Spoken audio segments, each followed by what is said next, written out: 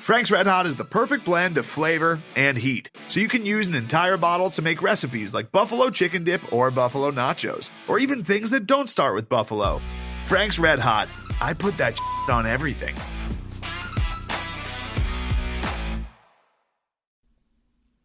Craig.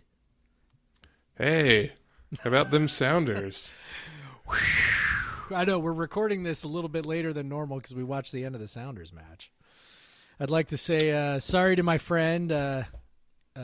What's his handle on Twitter? Green CPA, right? Brian? Yeah. My buddy Brian. Yeah, sorry, buddy. You're still tied with us at the top of the table, and we've got a game in hand, so my bad. Just imagine how that game would have gone if we had Rui Diaz. Yeah. I don't know. I don't know. He'll probably say, just imagine how it'd go if we had Sebastian Blanco. But welcome to Nos Adietes. A Sounders podcast for Cougar fans. Yeah. We could also talk about, let's see, Dortmund lost in the Champions League, but Tottenham kicked ass today in the Europa League. Yeah. Europa football. Yeah, really equal match right there. Feel great about it. Feel great they didn't lose. Yeah. So this is Podcast versus Everyone, It is? WSU Cougars podcast. Wait, what? Am I on the right show? I don't know. What are we doing? But we're going to talk about our teams, the Sounders. Hey, let me throw it back. The Reign finally got a win in their last match of the year. That was awesome. Nice. That was nice. Good. They've had a bit of a rough go of it for sure. It's hard when you don't have your best player all season.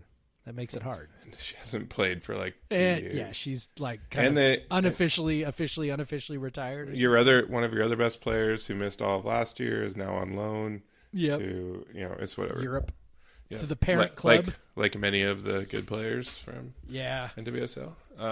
Which I can't blame them. Yeah. Let's see what else. I'm Craig Powers. With me. Yes, you are. Is Jeff Newser. Hey, that's me. I don't know. I'm feeling pretty united today with you, Jeff. Yeah, you are. We all are, right?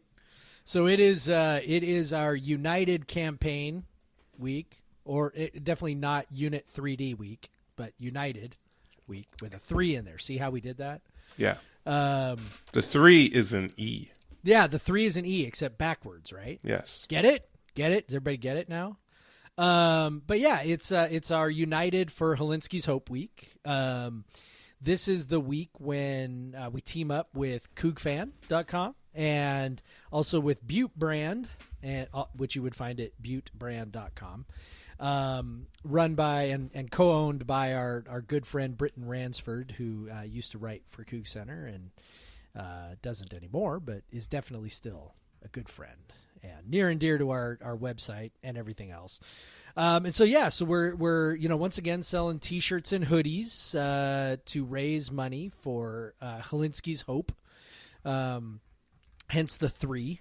And we came up with the United thing a couple of years ago, thinking, and this was actually the brainchild of me and Greg Witter, one of the co-founders of CougFan. He and I have become friends, and we're chatting, and we had become friendly with the Hilinskis, and we were just like, man, we got to do something for Hilinski's Hope. And so Greg and I, we kind of kicked around some ideas, and we said, what if our websites teamed up and did some kind of campaign, and so we found a website that does shirts, basically does custom shirts for charitable causes, and we raised a bunch of money that first year, and then last year, and Britton did the design for it at the time, although we didn't do. I don't even know if Butte Brand existed yet, or if it was like kind of in its infancy or something. I don't think it did. Yeah. Britton. So last year, then talked to Britton again, and he was like, "Hey, I was thinking about the idea of involving Butte Brand in this," and I was like, "Oh, that's perfect. That's awesome." So we did it through Butte Brand with their lovely, comfortable shirts and hoodies. Yeah, much more high quality than that. It's the the really nice tri-blend T-shirt, right? Nice and soft. Yeah, I'm excited for this French terry hoodie. It sounds just like I know Sarah lovely.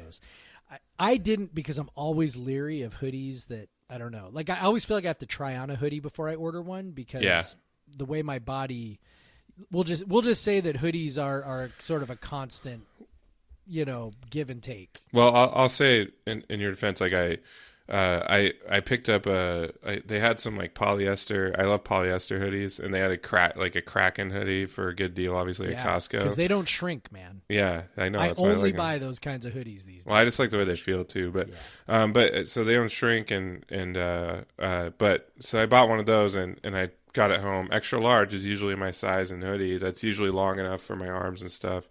Man, it's too short. And I got to take it back, so I don't know. I'm usually the non-polyester hoodies are I'm pretty much always big enough for my arms. That's what I'm mostly worried about, as a tall person. Yep. But yeah, I picked up the South Carolina colored hoodie, the black one, and then a gray WSU colored shirt. I think it's cool. They have the South Carolina colors, obviously.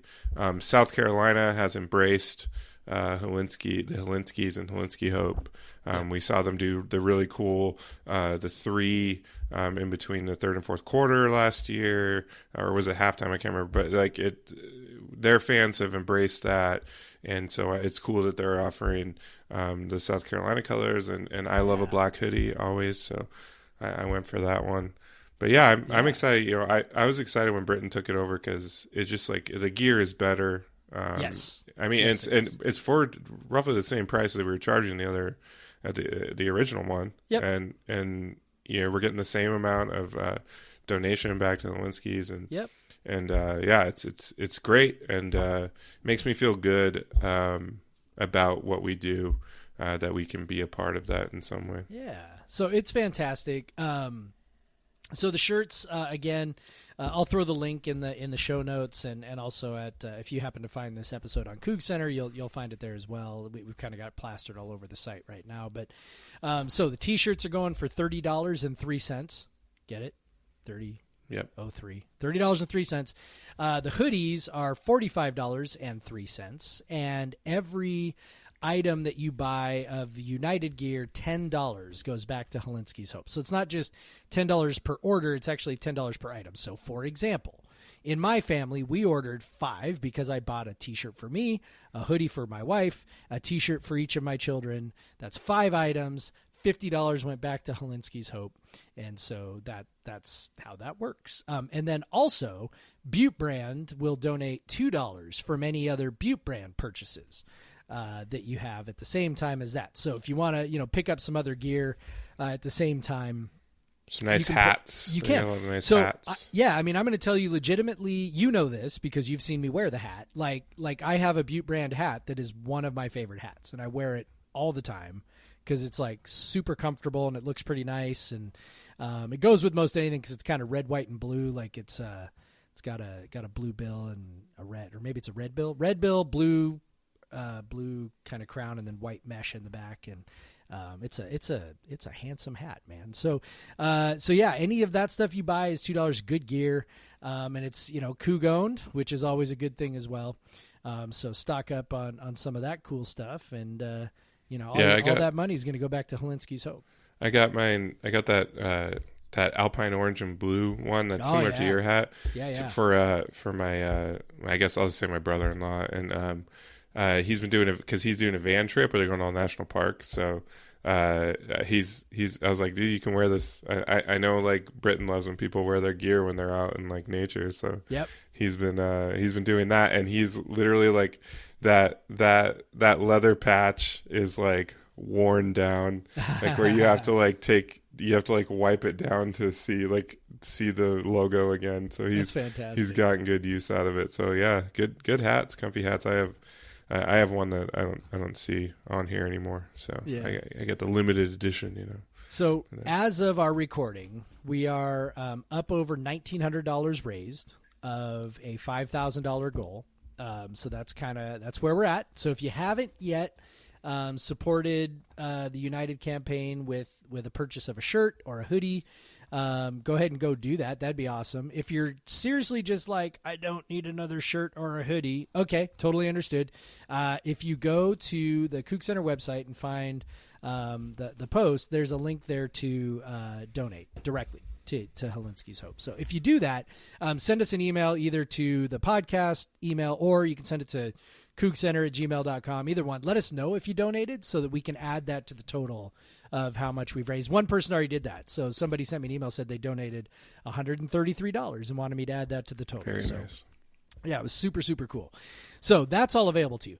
If you're still not convinced, well, guess what? Guess what, Craig? You can probably guess. I'm guessing you have someone that can maybe convince them. Yeah, I have someone that might be able to convince you. So before Craig and I started recording here, I was able to get Mark Hilinski on the line and interview him for about 30 minutes, talking about United, but also Hilinski's Hope and the things they're doing and where your money's going and all that kind of stuff. So we'll get to that interview in just a sec.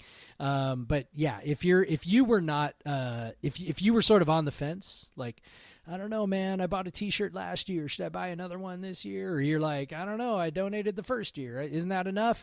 After you listen to Mark, you will probably feel like a bad person if you don't buy a t-shirt or donate. I'm just going to be very honest. Not that that's what Mark was trying to make you feel like, because Mark is legitimately one of the nicest people on the planet, and he certainly would not want to make you feel that way. But I am going to tell you that you will probably feel that way. Yeah. I haven't heard it, but I believe you. I've seen. I wasn't trying to set you up for that. Yeah, I wasn't trying to put you on the spot there, buddy.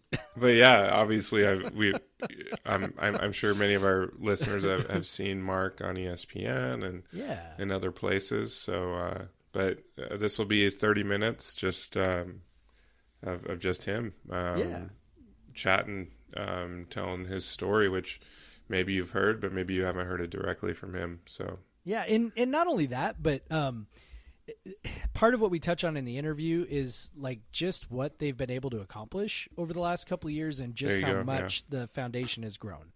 And so that was kind of the part that I really wanted to. I really kind of wanted to drive home. Not really drive home. That's too strong. But just I really wanted to make sure people heard. Was that like they're doing stuff. Like they're not. They haven't just collected money and kind of tried to figure things out. They are legitimately doing stuff, and it's awesome, and it's really, really cool to hear Mark talk about it directly. So with that, should we get on to that interview? Yeah, let's do that. Okay.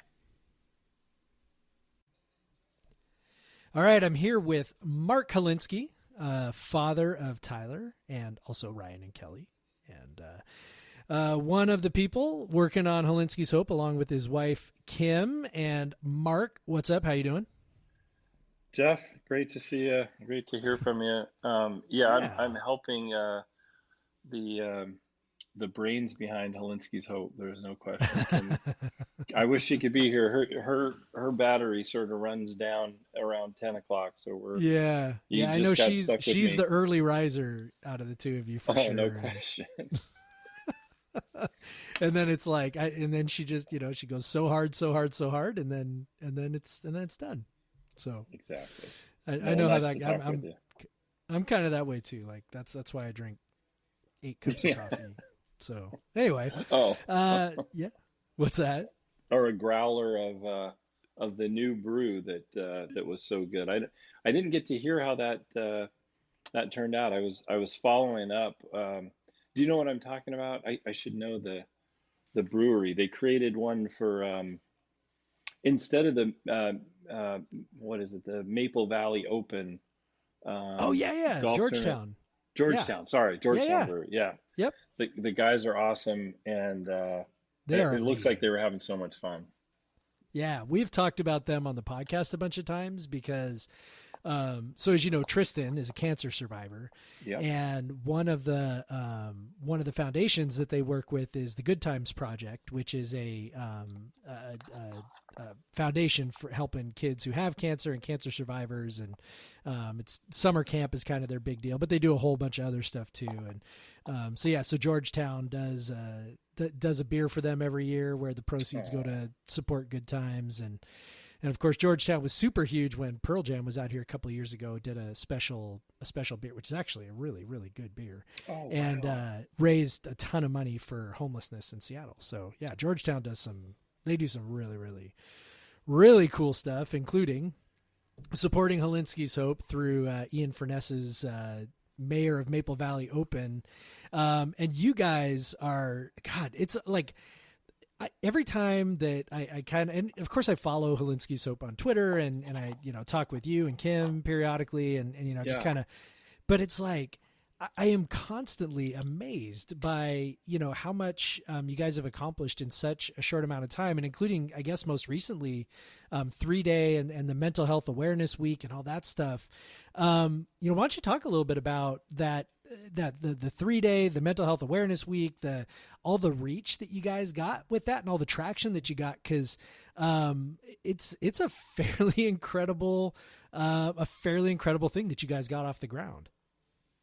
No, you're as always, you're very kind, and as we've talked many times, this is only possible with the support of the guys that started with us early on in the Pacific Northwest, and Coug fans and UW fans alike, down to Oregon and out to the middle of the country. I mean, it's been just a real honor to work on their behalf. And I think that's how we think about it. It's always for Tyler and it's always for our student athletes. And it is a lot of work, and it's very gratifying. We wish, somebody else were doing it for a different reason and all of that. But at the same time, we're sort of blessed to be able to make a difference. And that's what we always wanted to do, and try to prevent anybody from suffering in silence. So yeah, it's, and Jeff, you know me too well, but all these things are long stories. But the short version of 3-Day and College Football Mental Health Week really was, we had this young guy, young man up in Toronto, Canada, who was a college football fanatic, and he happened to be a Gamecock fan of all things, South Carolina Gamecock fan, and so he would send little edits. These kids are so good with technology, and they do these cut ups, and he was sending a couple to Ryan, and Ryan gets a lot of that stuff, particularly last year.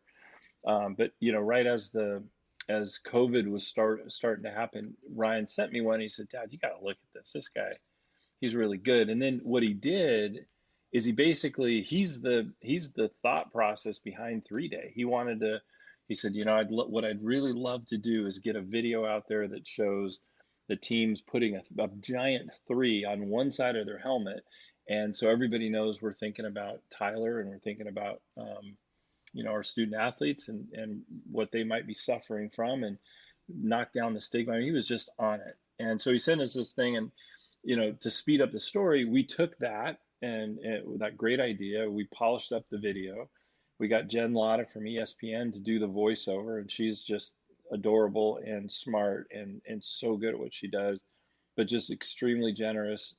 And she was part of the Hilinski Hope feature for E60, and she, that was one of her deals. She's the one, in fact, she and Russell Denalio won the Emmy for that feature. So she's done a lot of great stuff for Hilinski's Hope.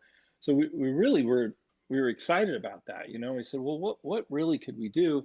And what happened, Jeff, is it was really geared towards October 3rd, right? The beginning of the week before, and NAMI and some other groups, sort of everybody has a week or a day that's sort of spoken for. And we were sort of claiming 3-Day. And the problem was, we said, we don't want to do it once. We want to do it all the time. And so the numbers didn't line up, as the calendar changes and stuff. So we kind of got really bold and said, I'm going to send this letter to the athletic directors. I'm going to start in the SEC.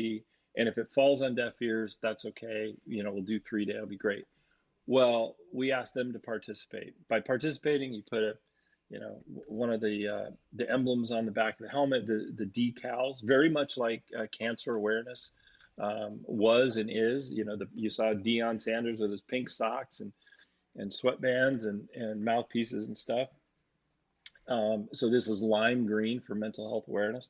So we did that, and we started something here that's now spread across the country, which is raising three fingers in the stands at football games right after the kickoff in the second half. So before the first play of the third quarter, first offensive play, and they take about 10 seconds and stand up, and Kim loves to say it's the loudest silence she's ever heard, and that's representing. Yes, it's great for Tyler, and Ryan's wearing number 3 too, but it's really the message is for everybody watching, everybody in the stands, the kids on the field, the coaches on the sidelines.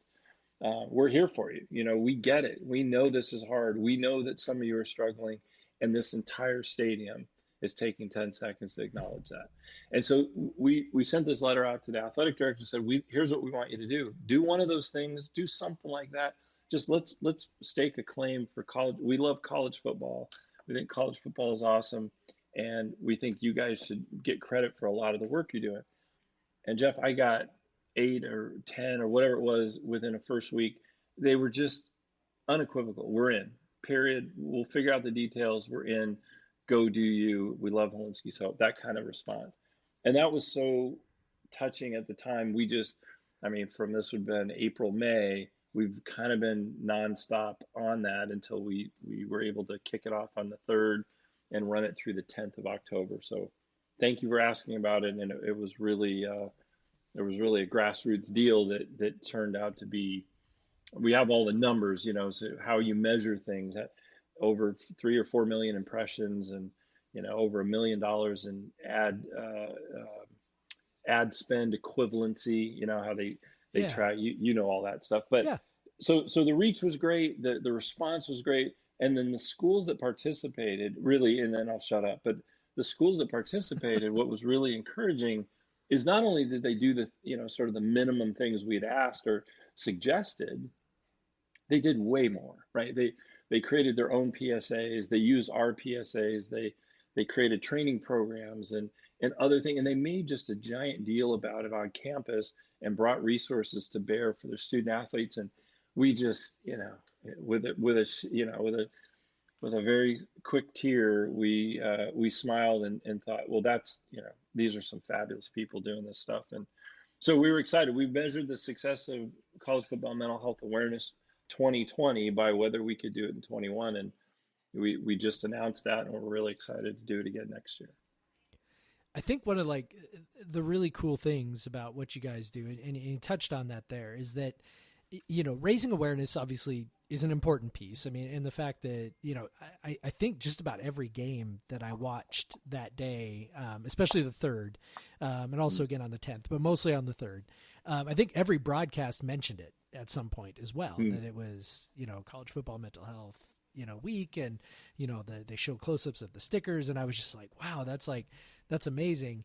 But there's also a tendency, I think, with a lot of, and it's not like to throw shade on anybody or anything else.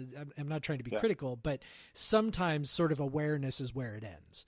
And it's like, hey, look at our ribbon. Okay. And that's kind of the end of it.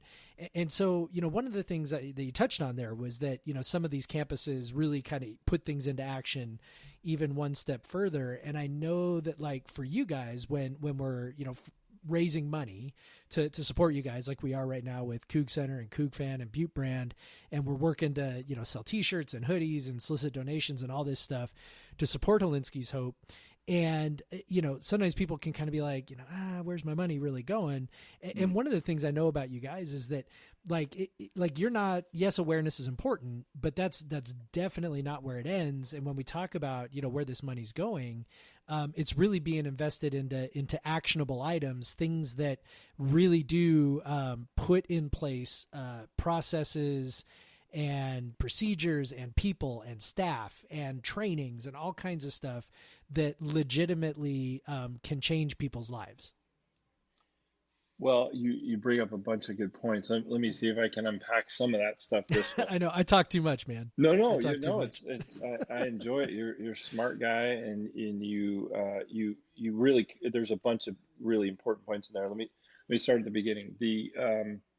So awareness and awareness and stigma reduction are sort of nearly in the same bucket. And when we started this, the first thing we wanted to do was to go out and solve the problem. We didn't want another kid to die by suicide, period. And it's ambitious, and it's a great way. A lot of people think that way. But if you compare it to physical illnesses and surgeries and orthopedic, maladies and so forth, you don't start by, cutting the leg open and looking for the problem. What do? You get an appointment, you get your temperature taken and your weight and height, you get x-rays or MRIs and stuff. And surgery is really the last thing. And if you take that analogy a little bit to mental health, the work that's required in many cases, the really important work that you're referring to, and I'll talk about Hilinski's Hope Game Day in a second, is when the student athlete is talking to a counselor, or student athlete is talking to a doctor, or student athlete is talking to their family or friends about what they're going through. Right? That's where it starts. That's the first step that Tyler never took. Just to personalize it, Tyler never took. So awareness, and I couldn't agree with you more. Awareness feels like, sort of the ante. You got to talk about it. So, but it's been made aware. We've been aware of this for a long time, but it comes out this way. Mr. Hilinski, we appreciate you guys coming out. We love the story. We love Tyler. We knew Tyler or people like Tyler. And but the thing is, if my coach doesn't agree that mental illness is even real, nothing's going to change, right? And we've heard that version of that story, and I can replace coach with university, with athletic director, with parents, or whatever. And so awareness is actually much more critical than I even thought. Stigma reduction is equally or more so important, because if you have all the resources, and some of these schools are, as you mentioned, are stacked. I mean, they are doing some of the most amazing work. But if the kids don't avail themselves to that, or we can't find the kids that are unable, brains are breaking out there, they're unable to ask for the help or get the help, then it doesn't matter, what kind of car you're driving over there, or how many resources and how many doctors you have. If the kids don't get it, it doesn't do any good. So there is a balance. I would argue, or at least comment, that awareness and stigma reduction is equally important to the resource allocation on the backside. Now, having said all that, you're exactly right. Now we get a kid or kids or student athletes that need help and can't get it. They don't have. We have one half of one FTE at a school. We have 3 doctors of psychology at a different school. That's a problem, right? The caseload issues and wait times and lack of resources. And what we looked at, Jeff, is this, and to answer sort of the last point about where the money goes and what we're using it for, we looked at the NCAA has put a lot of effort and energy. Dr. Brian Hainline, their chief medical officer, has done a terrific job for a very difficult task to build these pillars in mental health and really the best practices. And they're not mandated. You should follow, but you don't have to. And we looked at those and we said, maybe we should build our own, or we should do research on what those really should be.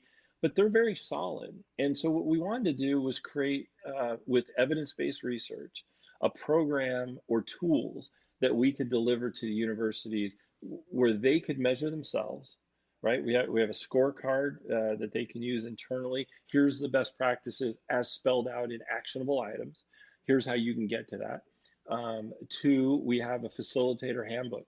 So, 100 pages of really evidence-based research ways to conduct your business. We've had schools, nameless, doesn't matter, big schools that don't know where to start, right? Talk about resource allocation. They have enough of a budget. They need to do it the right way. What's the footprint look like?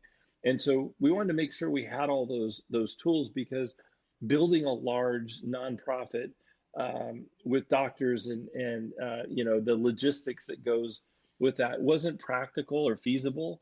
But we thought what we could do is really do sort of a Hilinski's Hope certification program, if you will, and say, we know what you're supposed to have. You know what you sort of know. Well, let's put that on paper. Let's do the research. And so we've spent the last year and a half, almost 2 years now, with Dr. David Wyrick and his team at the University of North Carolina at Greensboro.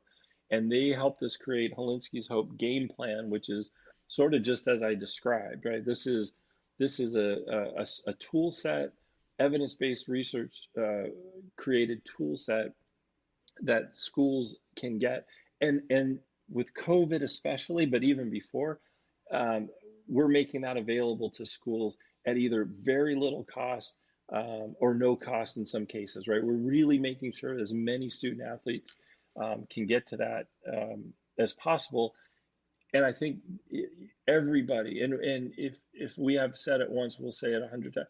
We don't exist without the love and support, of our Cougs, the guy, everybody in the Pacific Northwest, yes, and UW, and all the guys up there. And we've created a nearly similar thing here in the Southeast, and we're so proud of the people that recognize this, that buy into this, and that understand it. And we're just touched and honored that they support us in that way, because you can't do this without resources. And so you're absolutely right. It's always a fair question, and I think Kim and I have always erred on the side of being extremely judicious with that spending, but also knowing that you have to do that to get people the help they need. And so that's the plan. That's the game plan we announced on October 6th. That's available. We're starting that process here. COVID be damned, as we go into 2021. So thanks for asking. And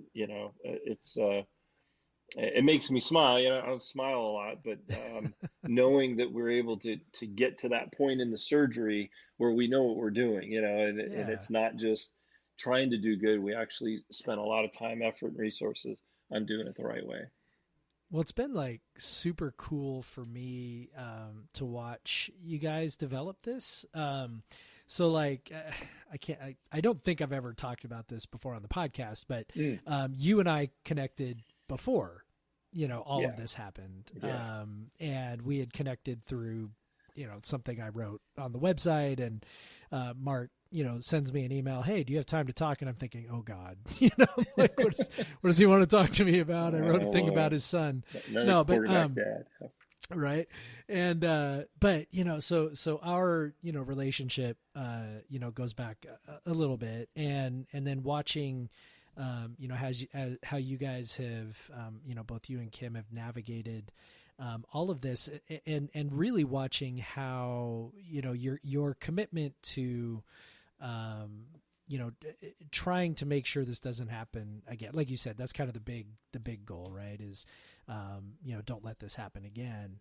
And, I know that, a lot of times people have, good intentions and they want to do things. I mean, I'll even share, for me, like we, Tristan was, sick with leukemia, and we, got all these, some of these experiences.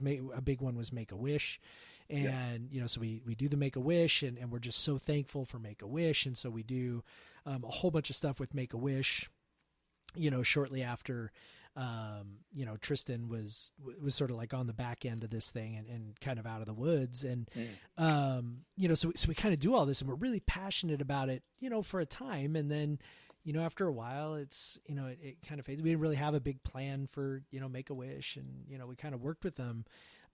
It's been amazing to me to watch you guys, take this idea that you had, and watching all of these kind of pieces come together, and watching the building blocks. Because I remember, I don't know, it was 2 years ago, I think, when you guys kind of started up with Step Up and Behind Happy Faces, and started working through that, and I'm interviewing Kim about that, and just kind of seeing how those pieces are kind of coming together as part of your game plan. Now you got, you guys got a book, right? You got a trainer book. Like, it's like, it's really neat to see the way that you guys have really focused that energy into something that is sustainable, and is the kind of thing that's coordinated. And like you said, it's data driven. It's designed to, help help the athletes like kind of learn about themselves, learn about each other, and then you collect data and you check on the efficacy, and then if you need to, you circle back around again. And it's education put into, I think, the best possible use. And so whenever anybody buys a shirt or makes a donation or any of the stuff that we're doing right now during this campaign, it's fair to say, right, that money directly goes to getting this program onto campuses, which then in turn, hopefully directly affects, the mental health of those students and hopefully prevents, another tragedy.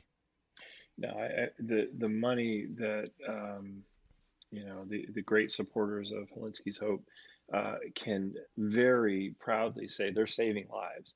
And you know me a little bit. I'm extremely uncomfortable with that, because it sort of seems like you're keeping score, right? But you have to measure your successes and your outcomes and your failures and adjust and move on. And we've absolutely done that. And there's, you run any kind of business, with the great support again of our vendors and our partners. But we didn't spend a lot of time, and this.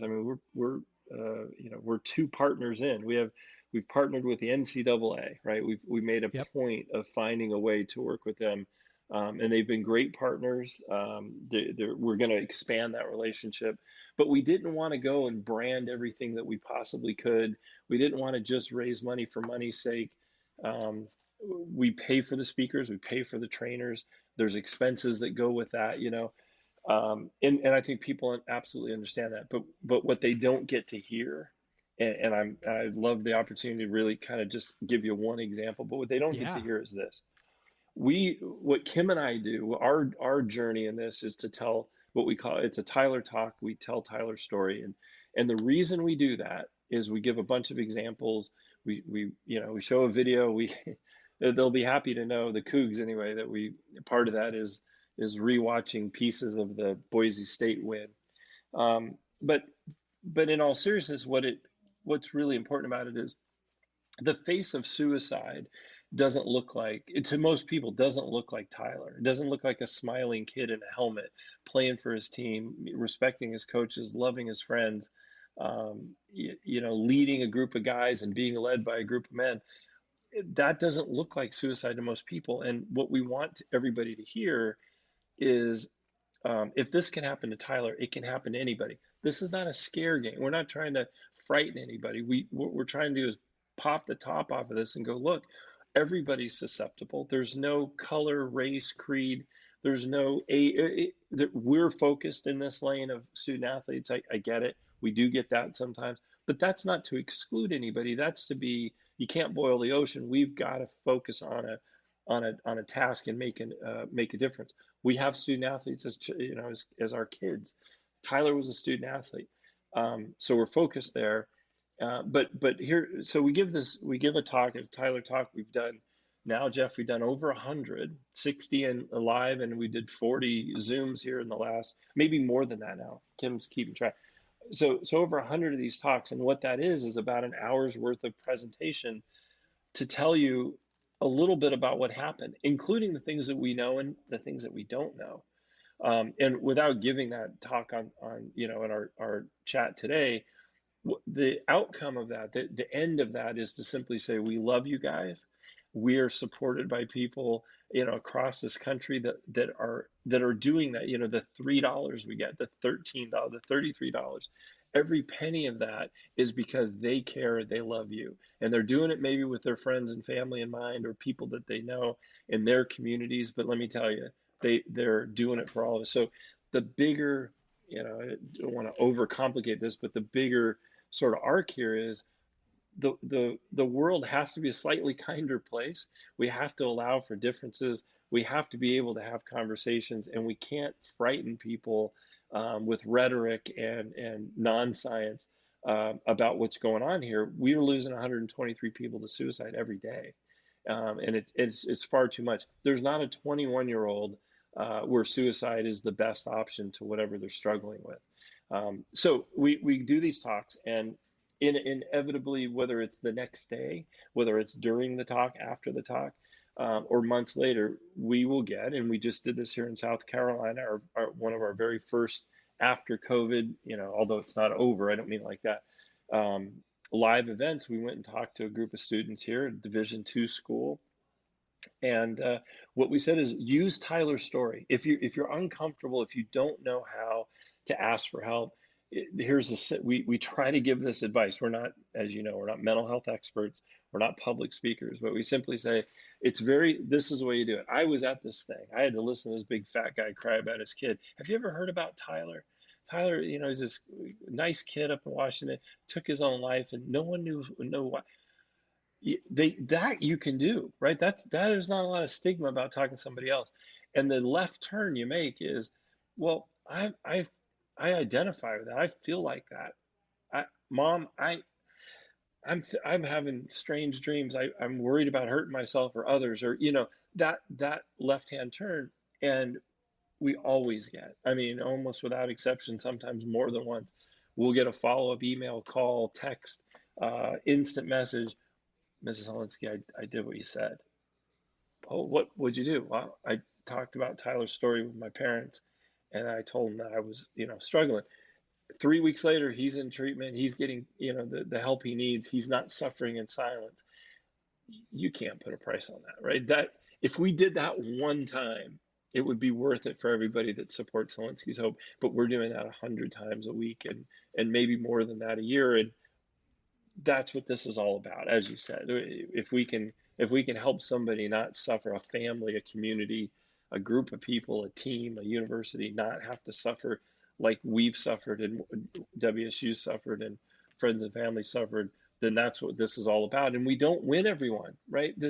We haven't stopped suicide. We haven't stopped mental illness. What we think we've done is try to make it okay to talk about, okay to ask for help, okay to not be okay, not be ashamed of it. Nobody's afraid to tell you if they have cancer. Oh boy, that, as they should. That's not embarrassing. As soon as Tristan was diagnosed, there's no doubt you just pulled the fences down looking for help. How do I get my son better? It should be no different for a mental illness. And I think, it's hard to measure those things in the short time we've been doing this, but I think we're making inroads, and I think we're making a difference. Yeah, well, you definitely are. And, I guess that's probably a good place to wrap it up. Look, I think the world of you as a person, as a father, as a leader. What you guys are doing, I think, is incredible, both you and Kim. And, whatever small part we can play in trying to help all that happen, we are thrilled to be able to do for you guys. So. Well, if I could, just two quick things. First of all, my wardrobe is almost 100% United. I am and this I can verify that. You really can. I'm wearing a sweatshirt inside my favorite hoodie, United hoodie, thinking this might have been a videotape. It's 100 degrees outside here in South Carolina, but we love it not just because it's awesome and it's great clothes, and there's so many things about just the word and what it stands for and what Britain and you guys have done and enabled us to do that. Now we have a podcast that's, we have over 60 episodes that's reaching, so many young student athletes. It's just amazing. I think we have 15,000 downloads now or subscriptions or however that's measured, and had a lot of success. And you see that 3 and you see the slightly different designs, and you get the questions, and you get to be able to, share that story. I think it's incredible. The reason we're able to do this is support, but let it never forget, we don't forget, but it's certainly worth repeating.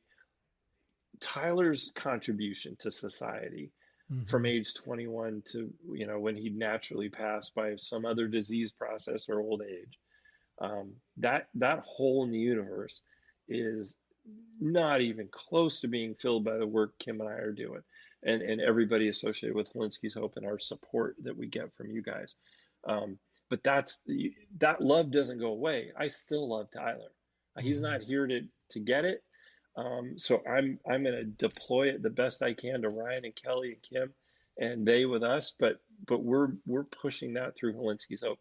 And I think, that's impossible to measure except through the smiles and the tears and, the conversations like this that we get to have. But we're grateful for you guys. This is where it started.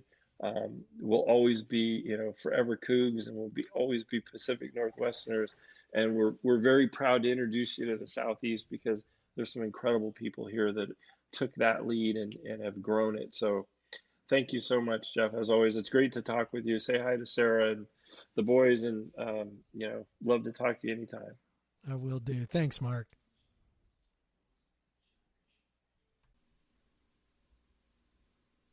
And we're back. All right. Well, I'm sure that was great and very emotional, but I'm gonna lie, I wasn't listening because you were not available. I was not available during the thing, and you didn't sit here and play it for me. No.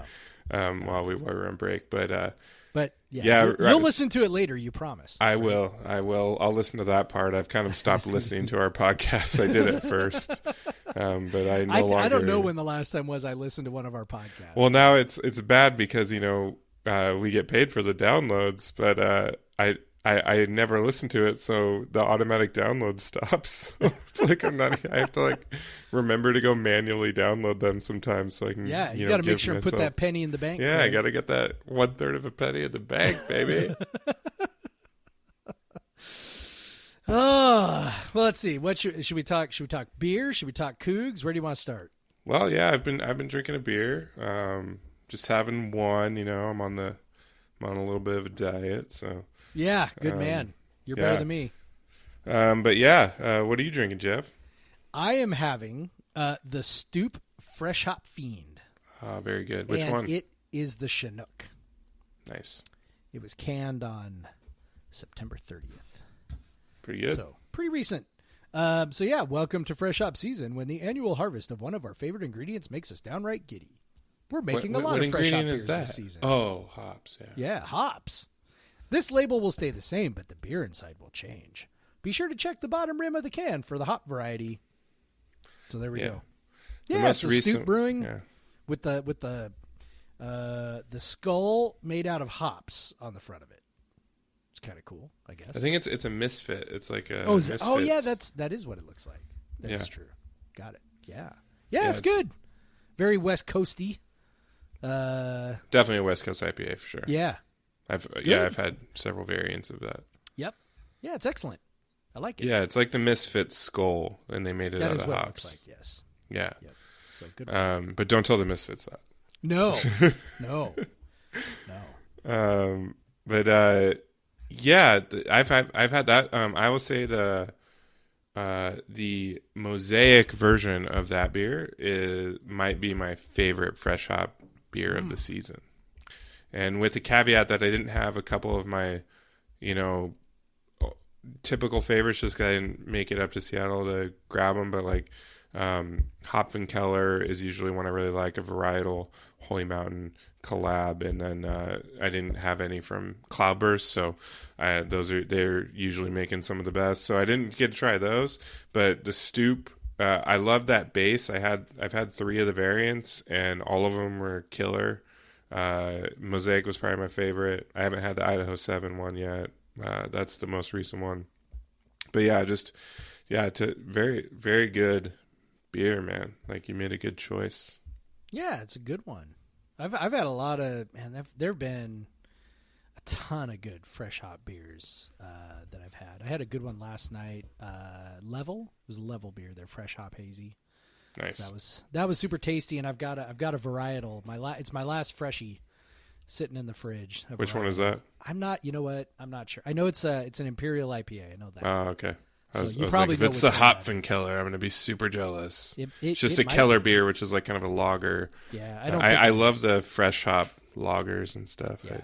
It's definitely not a lager. I know that. Yeah. So. Yeah, I don't know if you saw the picture. I think I dropped it in the Slack. We did a little fresh hop festival last weekend with my sister and my mom. Yeah, that was a lot of cans. We went through I think 17 fresh hop beers between the 4 of it with Steph's boyfriend and me and my mom, So it was we were able to crush through 17 cans. And my favorite was probably that Stoop Mosaic one. The other favorite winner from two of the other people, from my sister and her boyfriend, I think their favorite was the Rubens Fresh Hop Double Crush, which is for the hazy IPA, just excellent. And you could probably still find it if you're listening to this, if you go to your bottle shops. I am also like, I was of the same mind. I was like, we have not, I don't think, talked about fresh hop beers, and fresh hop season is basically over at this point. So I have a fresh hop beer as well. Woohoo! It's almost, if people are sick of listening to that, it's almost done. Yeah. We're almost there. Yeah. But so I'm having a Fresh Wave from Structures. It's a double hazy IPA. This was brewed in collaboration with Browers and Bottle Works. They have kind of the same ownership, or they're kind of partnership. They've started by the same people. Bottle Works is kind of the OG beer store in Seattle, still one of the best. Depending on who you ask, maybe the best still. There's so many good ones in Seattle at this point, but yeah. So I when I went up to pick up some beer from Fremont, and Bottle Works is in Wallingford, so it's real close. And I did a nice big order of fresh hops and lagers and stuff, because right now they're only doing to-go orders. You order online, which is kind of fun, because like I that's easy for me. I can just look online inventory rather than like staring at cases case all the time. But so yeah, I picked up this one. Structures, great brewery. They do hazy IPAs as well as anyone in the region, I would say. And this one is very good, very aromatic, kind of tropical notes, good, that good body you want from a hazy IPA, kind of the thickness that you're looking for. All around, very tasty. Definitely one of the top ones I've had. I would say in terms of a hazy double, like the Double Crush, I probably liked a little more. It was kind of, I don't know, it was kind of like this, had this like sweetness to it. It was so tasty, but yeah, either way, you can only get this one at Browers. Not Browers, I'm sorry, at Bottle Works. You can't, I think you can get it at Browers too, but probably not to go. So yeah, if you're looking to pick this one up, you gotta check out Bottle Works in Seattle. So, yeah, Fresh Hop beers. All right. Sad to see them go. And also sad there was no Fresh Hop Fest this year. That was a bummer. Maybe next year. Whenever it doesn't align with the Cougar football game, I go, which is once out of every 4 years, it seems. But yeah. I went last year, and you went last year. And it was a lot of fun. First time I went last year. It's yeah, awesome. It's a blast. It is. So much beer. Go Yakima. Especially when they don't collect your token. That's the best part. That was we recorded an episode from Single Hill Fresh Hop Fest last year. Yes, we did. That's right. We drank it. So we drank in the afternoon, and then we drank at night, and then we drank some more. And then I was too old and tired to keep drinking, and then dropped you guys off at some dive bar, and that was the end of my night. Heck yeah, McGuire's. That's what it was.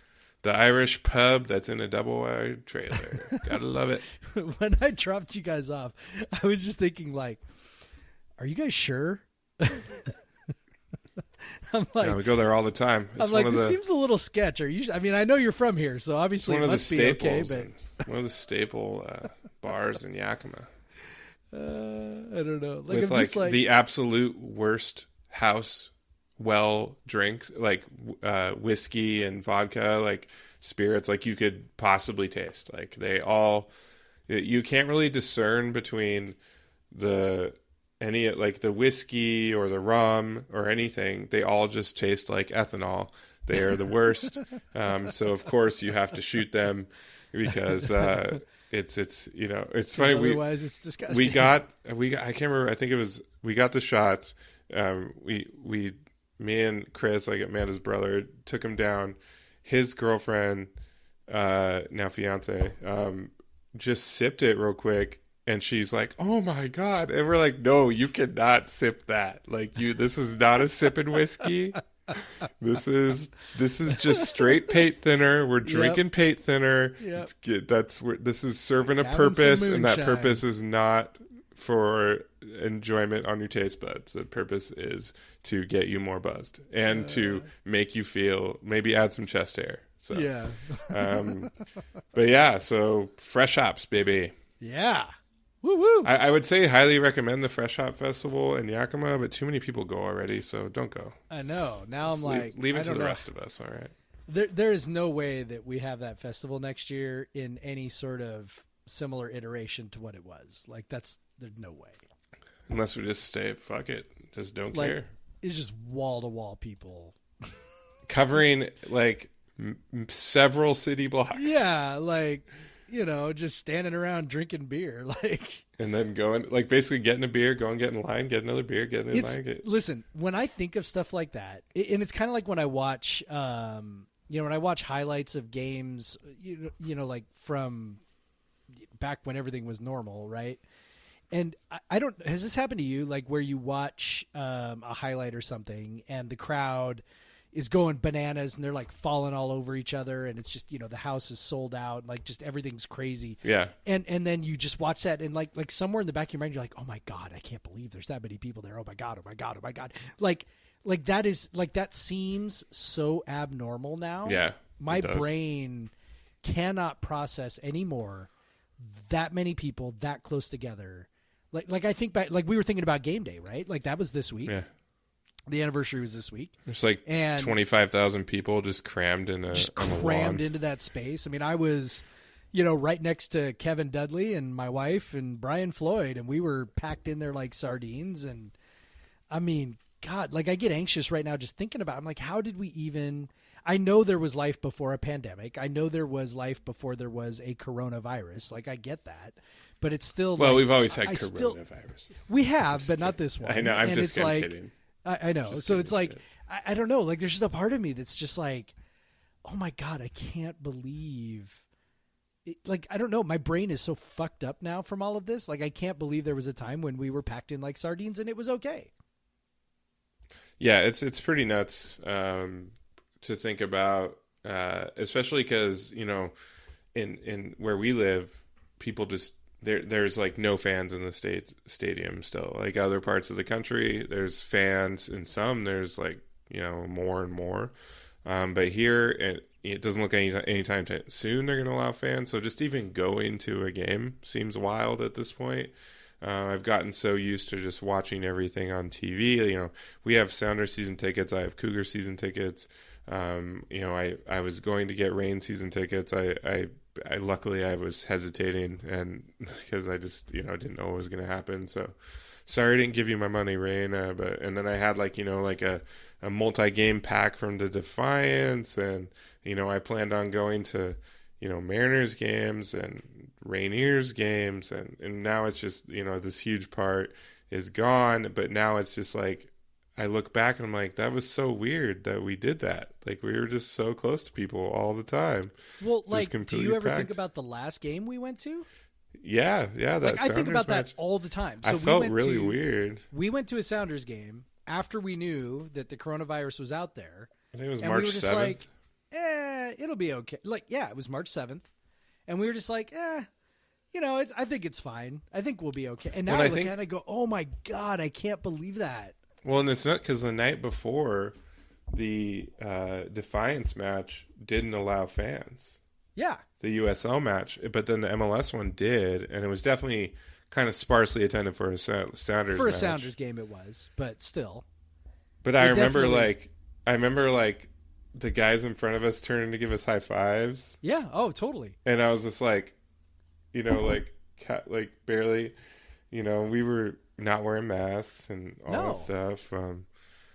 And I just remember thinking, like, we're kind of far from other people. That was only... Man, that was only 7 months ago. I know. It's crazy. And it probably, honestly, at that point wasn't all that dangerous because there wasn't as much of the virus around. So yeah. It probably... But still. And we've kind of learned that God. outdoor things aren't as bad. Aren't as dangerous, yeah. And honestly, if everyone was masked up, it probably would have not been an issue. Like, yeah. I'm kind of coming around to like, Yeah, we could probably do like limited attendance and it'd be fine as long as it's the only thing that's the hard part is when people are leaving the stadium. It's and the entering ingress, the it's stadium. the egress, it's the bathrooms, it's the concession stands. Like, I think those are more the issues that. Yeah, if you could like get people to be like, okay, section 242, right. Your turn you to can go to the leave bathroom. now. Like, can you imagine that if it was like you have to have like a card that identifies what section that you're sitting in. That was like the elementary school, like, okay, time for table 1 to go to the potty. Like, make sure to wash your hands. Okay, Miss Smith.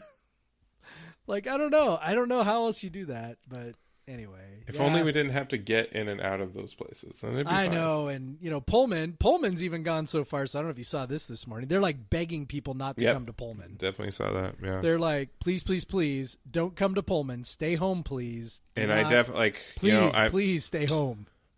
I follow Diehard Cougs on Facebook just out of like morbid curiosity. Yeah. Got to keep in touch with the fans. Yeah. And there's definitely the people I know for a fact from posts on there, people are planning to go to Pullman. And I've seen it, like, they're like, to cheer on the Cougs. It's like, so you're going to watch it on TV from your hotel room? Like, I don't, like, I'm, look, if people want to go to Pullman, stay in a hotel room, stay socially distanced, just so you can support the businesses, that's fine. I don't care. Just don't be stupid about it. Like, don't try to park your RV because they're not going to let you. They're not. They're actually, like, basically what the school release said was if they see your RV on campus, they're going to, like, tell you to leave.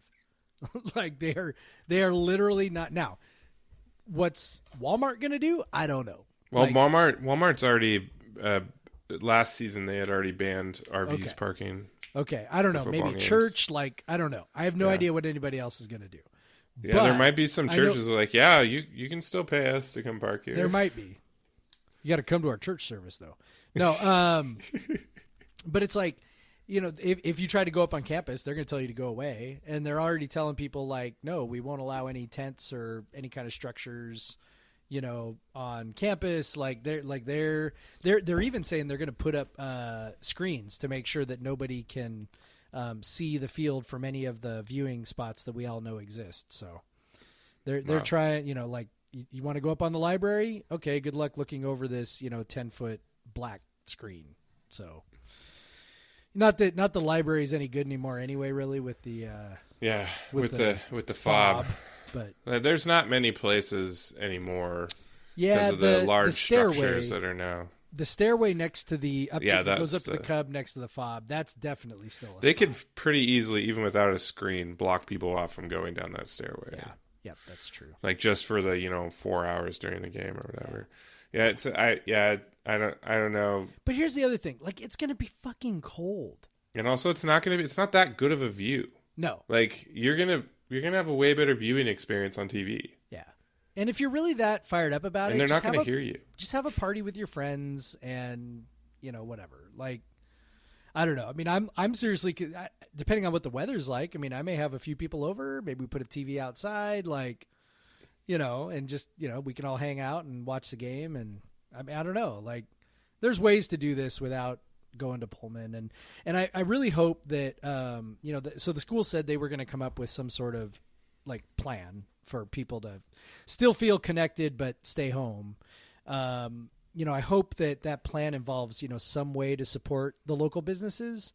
Because there are a lot of people, I've heard from a lot of people. Now, who knows when it comes time to, put your money where your mouth is, if people will actually follow through with this. But there are people who said, hey, like, I have a certain amount of money I spend in Pullman every year, and I might as well spend it still. Well, yeah, so. And WSU was asking, like, for donations in that amount, like, to the CAF, but like, but okay, that's not, we can support the CAF, but that doesn't help Cougar Country. And yeah, see, like, the thing about like the Coug, I've bought gift cards from them.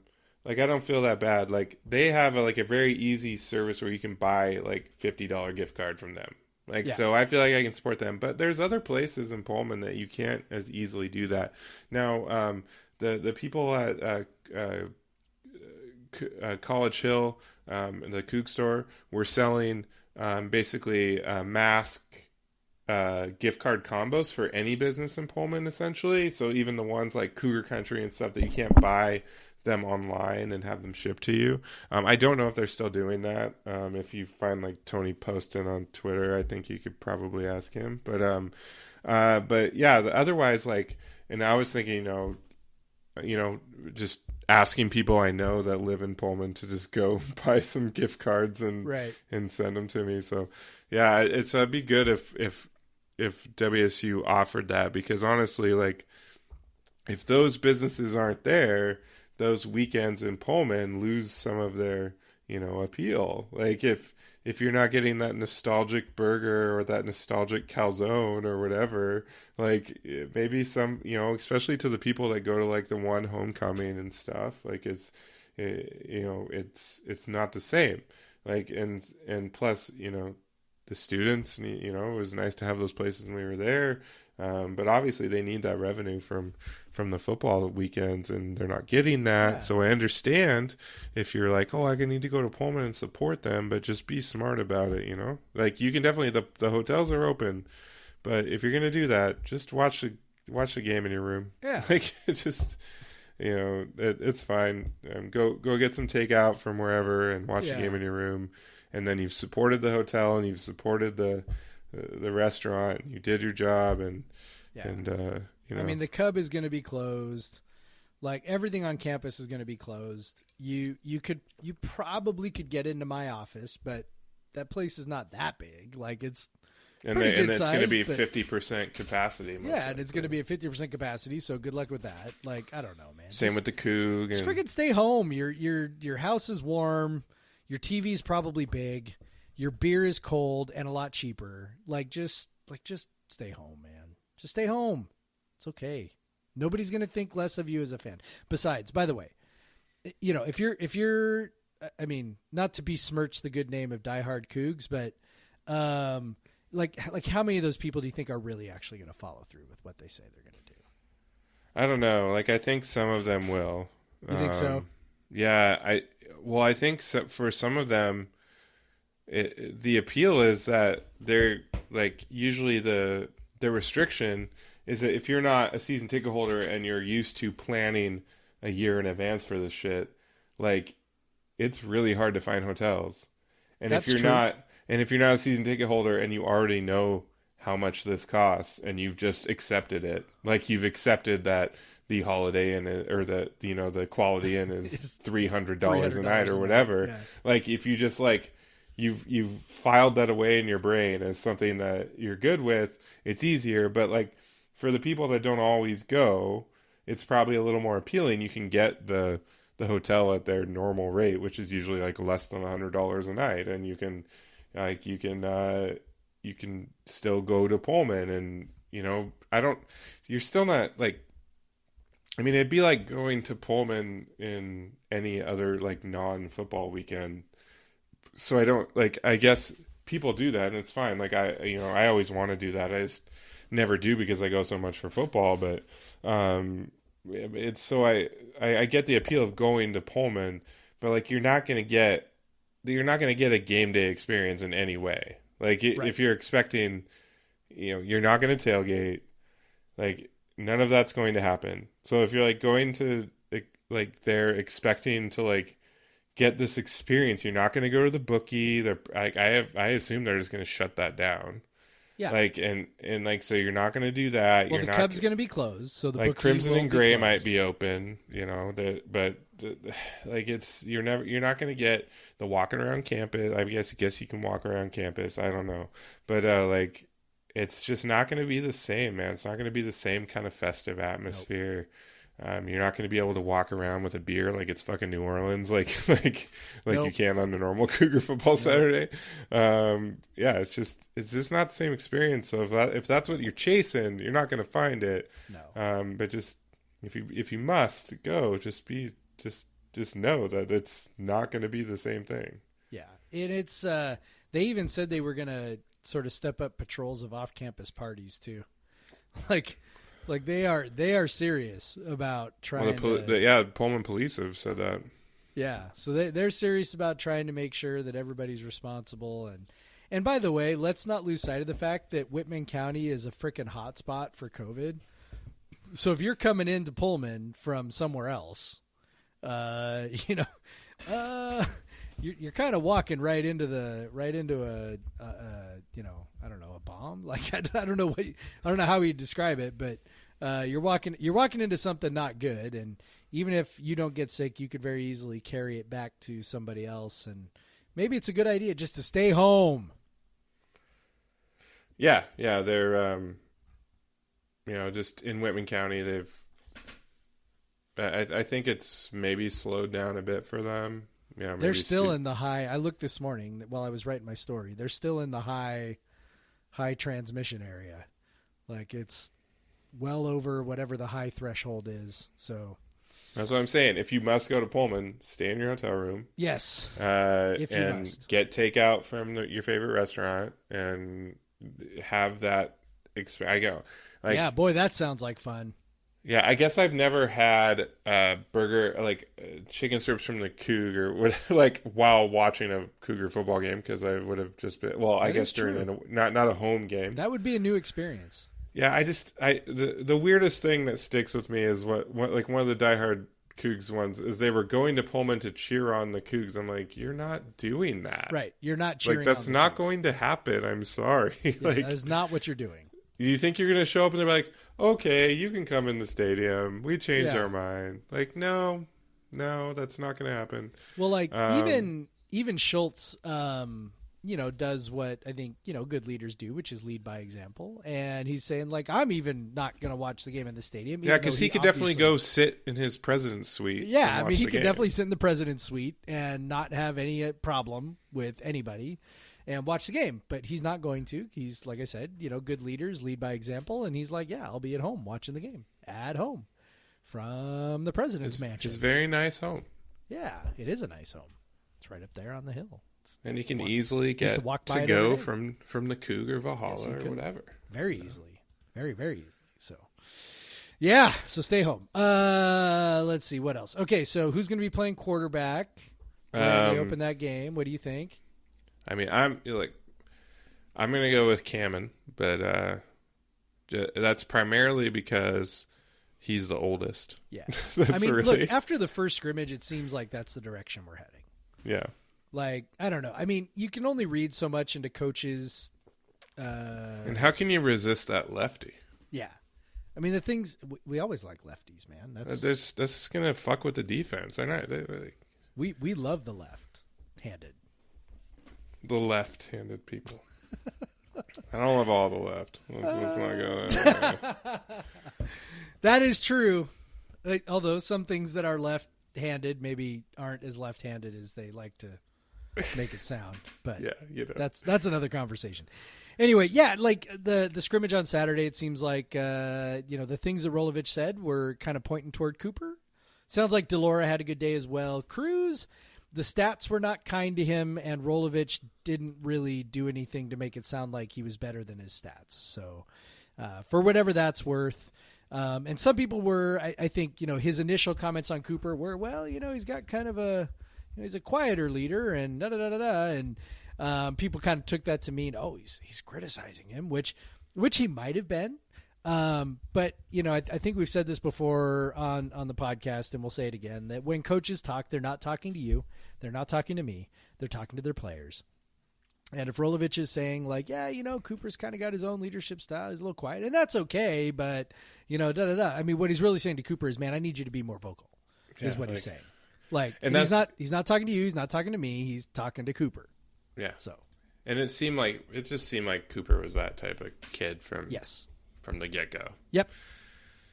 So he's definitely no Gardner Minshew. Nobody is. So he's more of a Luke Falk. Yeah, I think he's a little higher on the. So if we were talking, if this on like the engagement scale. Yeah, if this is like an engagement continuum, he's a little farther. If Luke Falk's on one end, right, and then Gardner Minshew's on the other end, he's probably closer to Falk than Minshew, but I don't think he's all the way to Falk.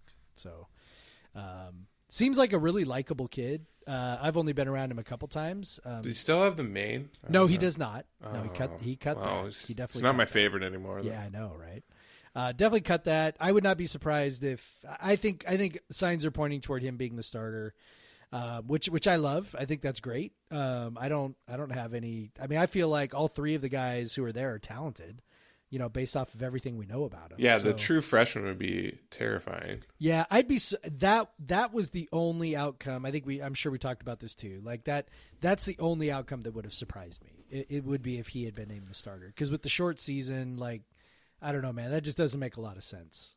So to pick a guy who's so inexperienced, but not that Cooper's any more experienced, but I mean, he's at least been in the weight room for 3 years at this point. So yeah, and he's older and he's got a rapport with the players. And I mean, let's not forget, the offense is bringing most of the offense back. I mean, obviously the outside receivers are different, but most of the line is bringing a lot of good players who have been here for back. multiple years. Yeah, so I think there's something to be said with the rapport that he might have there. So, yeah. Which Gunner's been around for a couple of years at this point too, so he may have that as well.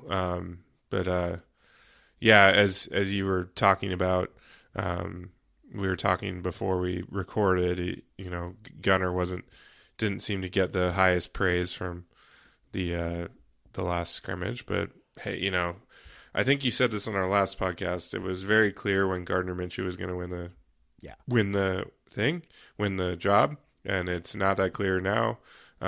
Also, Gardner Minshew had played college football games before, and none of these guys have. Like I said before, with the exception of Heckman, but he doesn't seem in the race at all. No, he's been moved to defense now, so he's not even. He's definitely not in the race. They do have one other walk on, but what was it? Where were they putting him in the? I can't remember. But they're moving him to defense. So. As you always do, our second quarterback moved to defense in recent memory. So I don't know, man. I just hope whoever is picked is good, because we need them to be good. Because I wasn't feeling great about the comments Rolo had about the defense today or yesterday. I guess.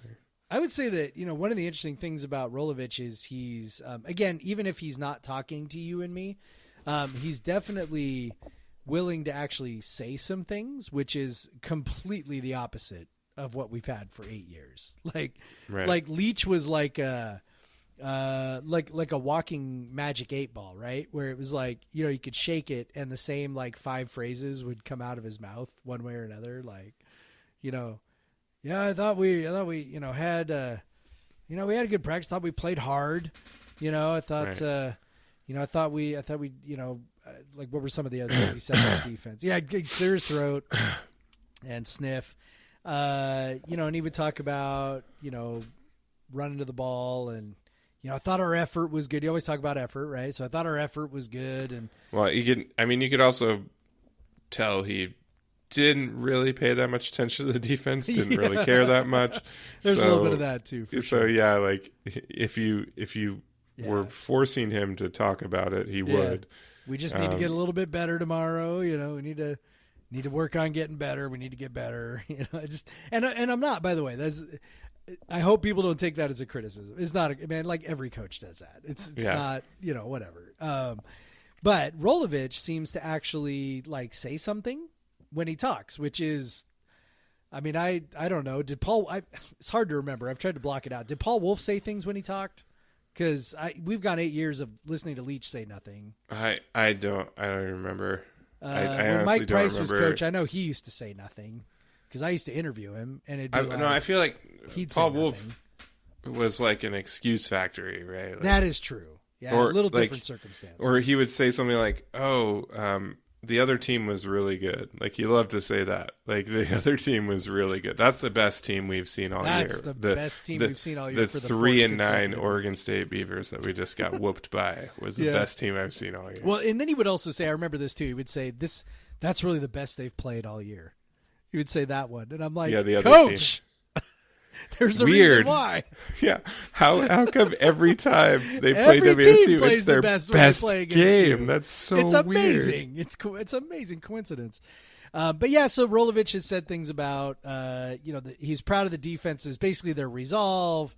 They don't, I'm trying to remember exactly how he said it, but basically he said, they're not making plays all over the field, but they're resilient and they make big plays when at big moments and all this stuff. And I'm like, yeah, all that's telling me is they suck right now. Like that's, if you think the Seahawks defense right now, they've been making big plays at big moments. But man, if they were a lot better, they wouldn't have to make those plays at big moments. And he's, like it sounds to me, again, if we assume the coach is talking to his players and not to you, it sounds like he's trying to encourage a unit that's getting their ass kicked up and down the field by an offense that still doesn't really know what it's doing. So it's going to be fun. It's going to be a roller coaster. Well, yeah. And, as we talked about earlier, like you hope the defense is better, and then you held out this like little bit of hope that like they would get a lot better just because like the coaching is that much better. Yeah. But it's still the same guys. Yeah. And they're also learning a new system.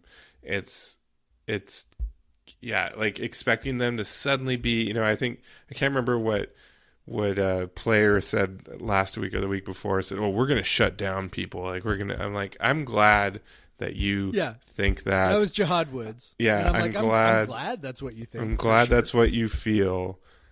I will believe it when I see it. I saw what you guys did last year. You didn't get any difference makers coming into the program. Like it's like I'll have to see when I believe it. I hope that Dickert is that difference maker, and they do. I mean, I would expect them to improve just because there's not a lot of room to go the other way.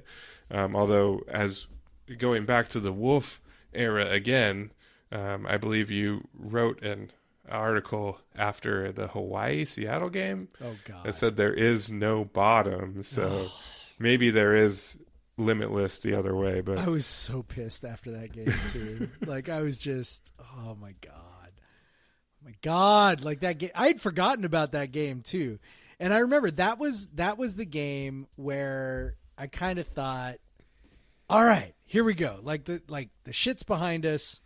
All right, time to turn it around. And then Hawaii just comes out and fucking murders us.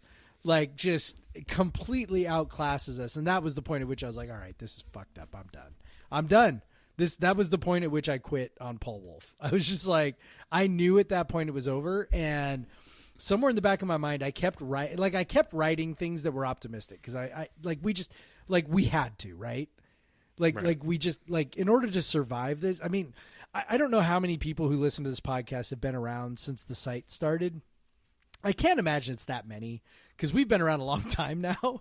Like we're like 800 years old in internet years, right? Like we've been around for 12 what I just realized? Years. Yeah. What year was that? Was that 2010? The Hawaii game? Yeah. I think it was the third year. Yeah, 2010. I think so. Rollo would have been their offensive coordinator then. He might have been. Are you sure? He either was. So if it was the year before, okay, I'm gonna look he was this a up. quarterback coach. So in 2009, he was a quarterback coach. In 2010, he was offensive coordinator. So it just depends what year it was. Okay, so I'm looking. Hold on, let me look.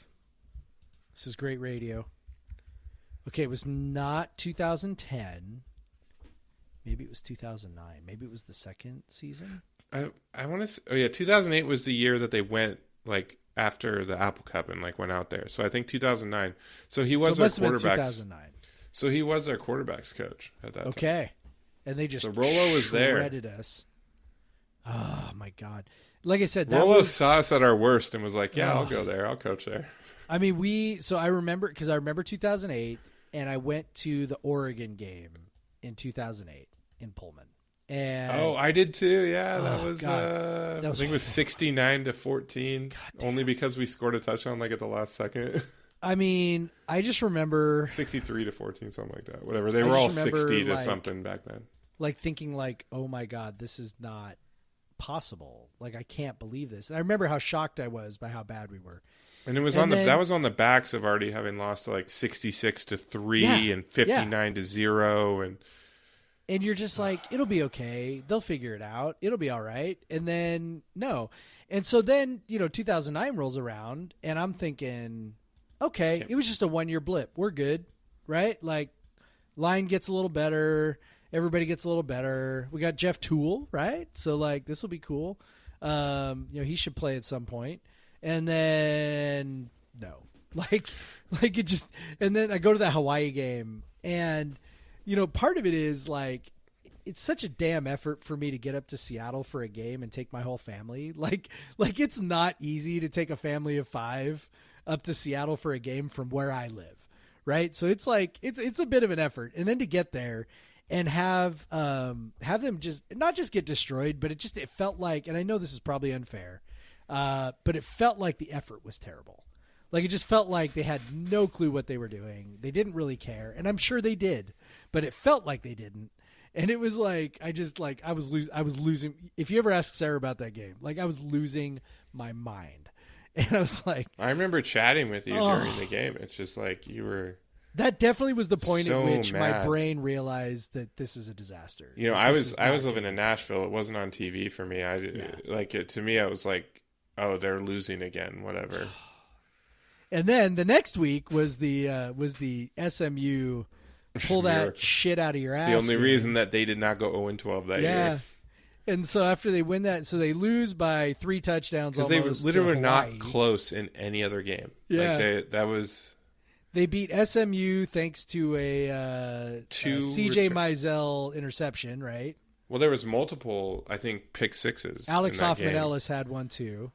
And that's how they came back. That's and then they won in overtime because Yeah. I think Bo Levi threw another pick. Yep. Bo Levi Mitchell, famous. One of the all-time Cougs, Bo Levi Mitchell. Yeah. And then after that, it was 27-6, a loss to USC. Dude, look at that attendance for the Oregon State game, dude. 16,000. Oh. I've been to some, like, even in our good years, some, like, poorly attended, like, relatively poorly attended because, like, the weather is shitty, but never that 16,000. Like, that's the recorded paid attendance, which means there was not that many people there. No. They had games where so in the Pac-12 games, they scored 6 points, 6 points, 14 points, 17 points, 14 points, 7, 7, 10, and 0.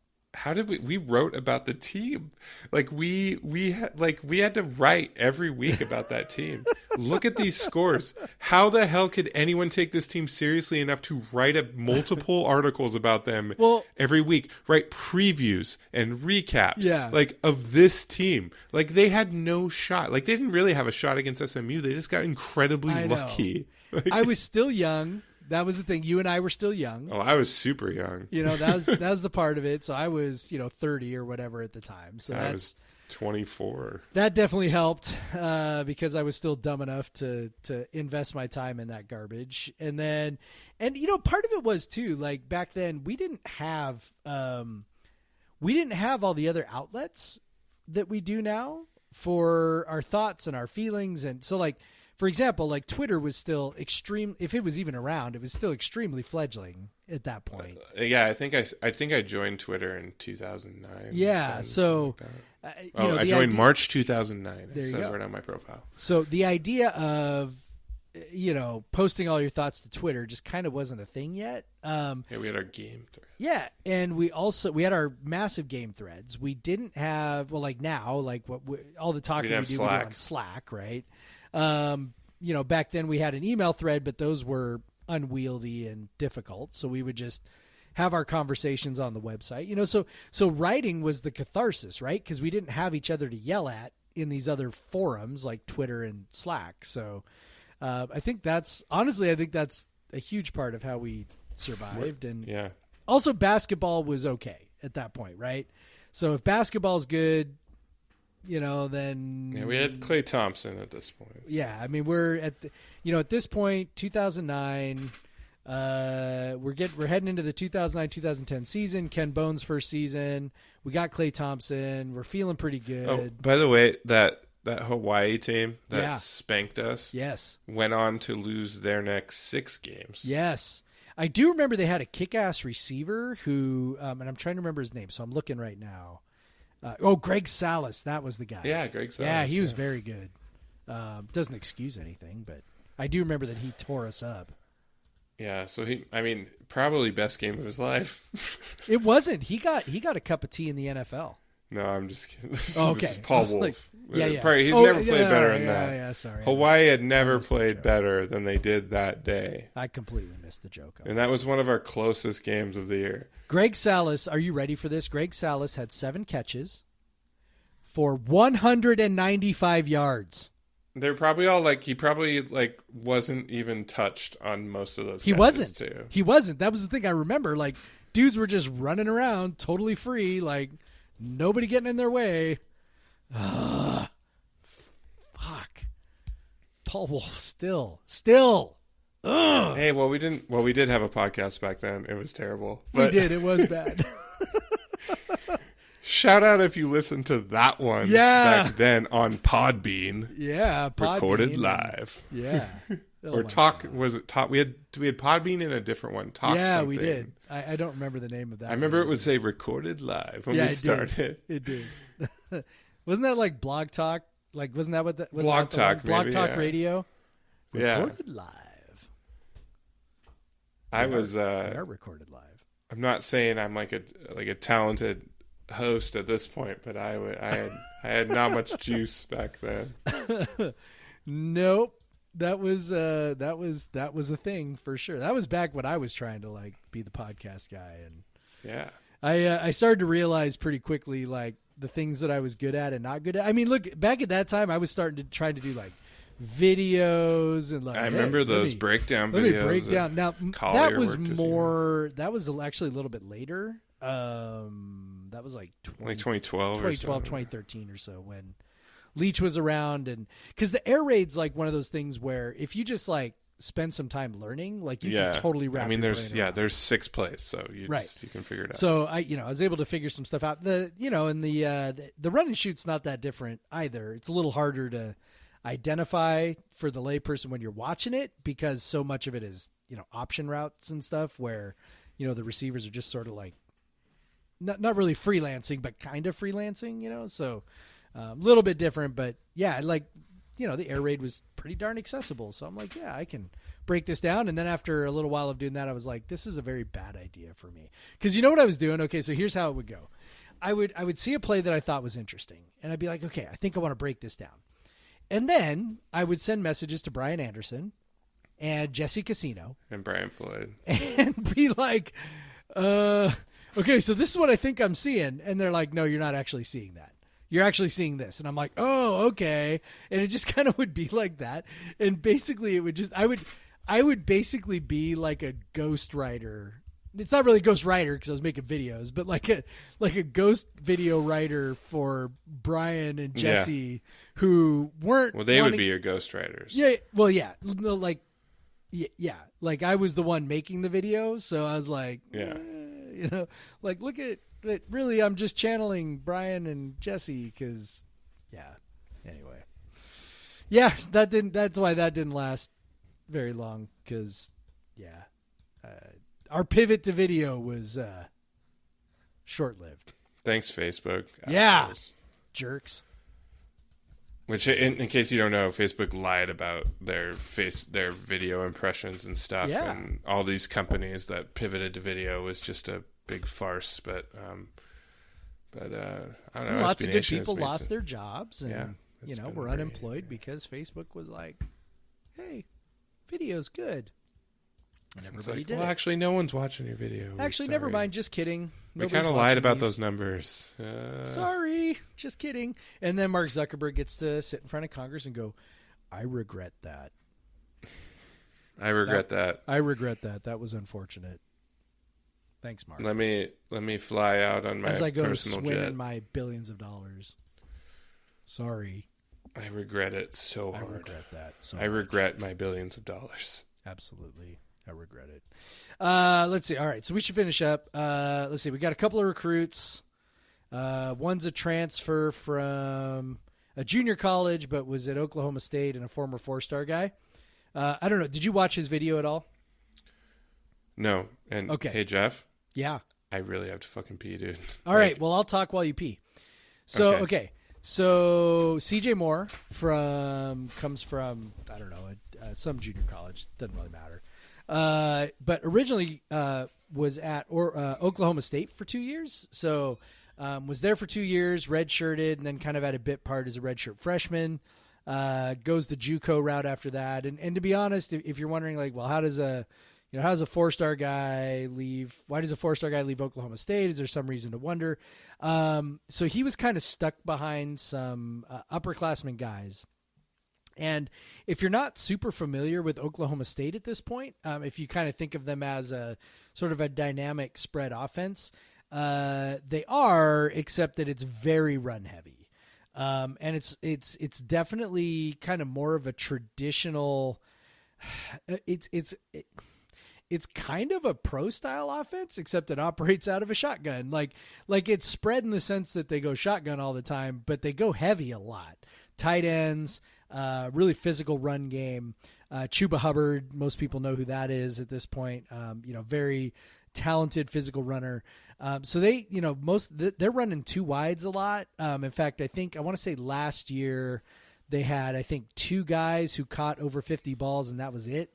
So definitely not a wide open passing attack going on at Oklahoma State. So not a shock that a guy who was, maybe a former 4-star talented guy, maybe stuck behind some upperclassmen, which he was. Both those guys who caught all those balls came back. So, you're stuck behind those guys. So he transfers to a junior college. Nick Rolovich lands him, which is really kind of interesting because he's a tall guy. He's 6'5".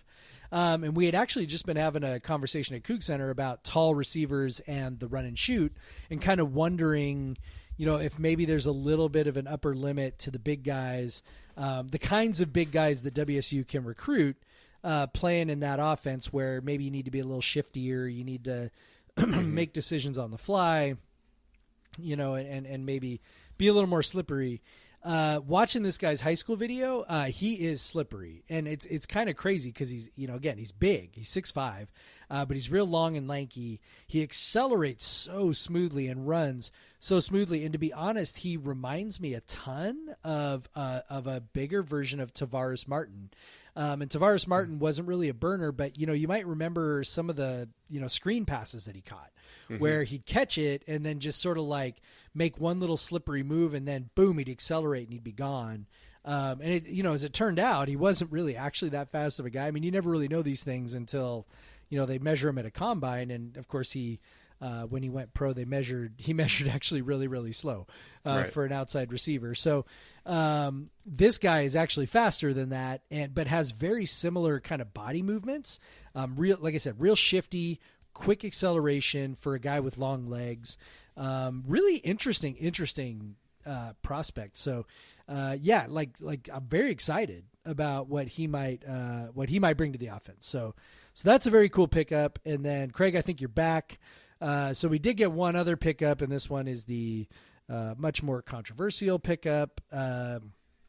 So we'll see how much we actually want to say about this, which probably isn't a whole lot. But so WSU has added a walk-on to the roster, which is not unusual. But what's unusual about this one is he's a former 4-star guy who also had signed with Stanford. Now his situation is he had his admission revoked to Stanford when Stanford went to investigate an alleged sexual assault that he was a witness to, or an apparent witness to, and the records were basically his family and all the other families of the boys involved in the alleged sexual assault basically sued to keep those records sealed and private, and Stanford just kind of went, nah, not really worth the trouble, and they just went ahead and revoked his admission. So he didn't land anywhere else, eventually landed at Wazoo. Many things. So his name is Aiden Hector, by the way. Many things are unclear about it. So it's unclear how long he's been at the school. It's unclear how long he's been practicing with the team. What we know is that he played in the scrimmage and got a sack. He's a defensive back, so he must have been on some kind of corner blitz or something. So he'd been around long enough to play in a scrimmage and get a sack. Yep. So maybe he's been around for longer than anybody's letting on. We don't really know. Maybe they kind of didn't want it out there that he was on the team. I don't know. What I do know is, based on reports, he was not directly involved with the assault, the alleged assault. That doesn't make it okay necessarily. And I don't know that I have much else to say about that. So how about you, Craig? Yeah, I'm not really comfortable opining on it. Yeah, it's just one of those things where we'll probably never really know everything about it. He is here as a walk-on, so yeah, it's, he's not getting a scholarship from WSU at least this year. It was obviously when it first came out, you were like, what the heck? Like, what is this? Like, how is WSU getting this 4-star kid that was what? And so now, now you know why. And yeah, I don't know, it's just, add it to the list of things that make you uncomfortable, I guess. Yeah. And, I don't think either one of us are pretending that we know what happened. Right. Yeah. I also think both of us tend to side with alleged victims. I think that's a pretty established fact about you and I. So, we know that something happened that night. Nobody is denying that there was sexual contact. And the only question is whether it was consensual or not. And the girl is saying it was not consensual. And so at that point, it's like, something happened and it wasn't good. And, I think it's pretty clear that, I would guess that Hector, I'm just guessing, but I would guess that Hector probably wishes he would have done some things differently that evening at this point. He was 16 at the time. Doesn't excuse the behavior, but also, 16-year-olds do 16-year-old things. And I guess like my overriding feeling about it and emotion about it is that it sucks. And somebody was hurt. She maintains that she was assaulted. And so regardless of whether a criminal assault occurred and the prosecutor determined they could not prosecute the case, regardless of whether a criminal assault occurred, she feels like she was assaulted. So that's enough for me. And so, Aiden, I'm sure, like I said, wishes he did things differently. And, here's to hoping that, it ends up not sort of blowing up in WSU's face. And, I do think, you mentioned he's a walk-on and we've kind of emphasized that a couple times. And I think that's a really important point, that, regardless of what happened or regardless of whether a crime occurred, certainly Hector is paid some kind of price. Like I'm not, I think that's worth acknowledging that, it's a kid who had a scholarship to Stanford that was revoked and now he's paying his own way at Washington State. So is it enough? I don't know. It's tough to say. These are hard questions. So I just hope it works out for everybody. And, there are no winners here as usual in these sorts of things. So is there anything else we missed? Yeah, what a note to end on. Yeah, that was kind of a bummer. I don't know. Do we have something as if watching college sports wasn't already a bit of a uncomfortable thing? But yeah, no, I don't know what else is there. We're getting closer and closer to the actual games. Yeah, the Big Ten is playing football this weekend. I would expect we'll have a quarterback name, by the way, by probably the end of this weekend. Rolovich said they were going to start prepping for Oregon State next week, which would mean, he had said earlier that he wanted to make sure and have his starters in place pretty early so they could really, truly prepare as much as possible to hit the ground running. So I would not be shocked if we had a quarterback name by the end of the weekend. Probably before you and I record again next. All right. So that's good, I suppose. I'm rooting for no one. I just am rooting for them to be good. Yeah, whoever it is, Not don't suck, please. Yeah. Be awesome. That's all we ask, is that That's you all be we awesome. ask. That's all we ask. It's a modest request. All right, don't man. suck. Well, thank you to, and I wasn't there to talk to him, but thank you to Mark Hilinski for It's taking awesome. the You're going to time. love it when you listen to it. Late at night for him too. Or, It is. yeah, He's kind of a in night South owl, Carolina, though. But yeah. Truthfully, I can't imagine he sleeps that well. But yeah, so thank you to him. Again, our United campaign is this week. CougCenter, we have the info for you. Even if you just go straight to beatbrand.com, they have info. Again, like Jeff said, if you don't want to buy another shirt or a hoodie, if you already have a couple in the closet, you can just donate straight to Hilinski's Cope, and just let us know if you do, so we can count it as part of this campaign. Let us know, hey, I heard you guys on the podcast and I donated, so just so we can count it as part of the campaign. But we'd love to add it to the total. But also, French Terry hoodie, man, I'm stoked for it. They are pretty sexy. Yeah, I got to be honest. If you don't have the sizing issues that Jeff and I have, just pull the trigger. If you happen to be an average-sized human, unlike an overweight 43-year-old and a really tall 30, what are you now, 36? 35. 35, sorry, dude. My bad. But, Don't be adding the years ahead of time. I apologize. My bad. What's funny? I always feel like uncomfortable now. Like, even though my age is in many places on the internet, I always feel like uncomfortable. Like, cause there's like very clearly like things people put on Twitter that are like trying to get your security question information. Yeah. Like, what was your first car? And it's like, you used to be like, oh yeah, my first car was this. But now you're like, why do you want to know what my first car is, dude? What was your first address? Yeah. Did you used what to was live the at street blank, you blank, lived blank, on? blank? What was the street you lived on first? Like, why? What kind of conversation is this? I mean, first car is a normal conversation. Like, I've had that conversation many times, but usually it's with your friends, and they're like, "Oh, sweet, I got your bank account security questions. I'm good now."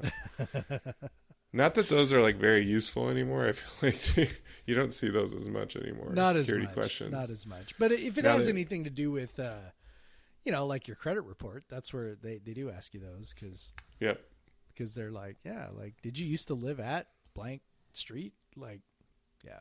Anyway. All right, man. Follow us, tweet us, review us, rate us, all that good stuff. Yeah, we got a nice email from shit. Oh, I can't remember. John, I think. John. His name was John. Yeah, John. And he worked at the Paul Wolf Company. He works. Sorry to dox you, John. I about died when I read that. Oh, it was God. awesome. That was fantastic. He says he listens all the way to the end of the show too, which means he's going to hear he's hearing this right now, dude. So, I appreciate hi, John. the nice words. Thanks for writing us, man. That was awesome. Yeah, Made me laugh. Yeah. In all sincerity, like, it was a really nice email and it made me smile, and that was like, these days making me smile is like worth its weight in gold. So not that a smile is any kind of weight, but you know what I mean. And we haven't gotten an email in months on the podcast. Obviously we haven't had that many shows, but it's podcast versus VS. It's with a VS, not spell out the word versus. Podcast VS everyone at Gmail. So you can send us nice things. You can send us mean things, but we'll probably either be snarky or ignore you. Yeah, we'll probably talk shit behind your back, just so you know. Yeah, well, actually, we'll probably talk shit right on the podcast. So. Yeah, we might do that too. Like the one we got that said we should stop talking about politics after we spent 1 minute talking about politics. Yeah, or I don't know, man. I don't even remember what that was, but it was funny. Yeah, well, we've gotten a few of those. Yeah. All right. All right. Well, Again, yeah, our usual graceful ending. Yeah. Buy United shit. Yeah. Or else. Or and else. go Cougs. Go Cougs, Craig. Black Lives Matter. Black Lives Matter.